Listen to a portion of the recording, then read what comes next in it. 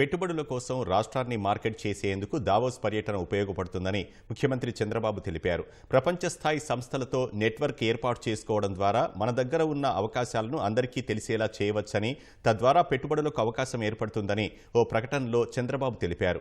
Green energy, bio futures రంగంలో ఉన్న అన్ని అవకాశాలను సద్వినియోగం చేసుకుంటున్నామని సీఎం తెలిపారు. రానున్న రోజుల్లో 5,000 ఎలక్ట్రిక్ వాహనాల ఛార్జింగ్ స్టేషన్లు, స్వాపింగ్ బ్యాటరీ రీప్లేస్మెంట్ విధానం ఏర్పాటు చేస్తామన్నారు. ప్రతి ఇంటిని బయోట్యాగ్ చేసి కుటుంబాన్ని ఇంటిని యూనిట్గా తీసుకొని ప్రజలకు సంబంధించిన డేటా ద్వారా వారికి నేరుగా సంక్షేమ కార్యక్రమాలు, జీవన ప్రమాణాలు పెంచే కార్యక్రమాలు చేపడతామని సీఎం తెలిపారు. డ్రోన్, ఏఐ, ఐఓటీ, సీసీ కెమెరాలు, ఆధార్ వంటి వాటి ద్వారా ప్రభుత్వ సేవల్లో ప్రజల జీవితాల్లో మార్పులు తెస్తామని ముఖ్యమంత్రి తెలిపారు. ఆర్గానిక్ ఉత్పత్తులు ఏ పొలంలో పండాయో ఓ ఫోటో ద్వారా తెలుసుకునే టెక్నాలజీని ఓ సంస్థ తెచ్చిందన్న చంద్రబాబు, ప్రస్తుతం ఉన్న ఆర్గానిక్ సర్టిఫైడ్ భూముల్ని మరింత పెంచేందుకు ప్రయత్నిస్తున్నామన్నారు.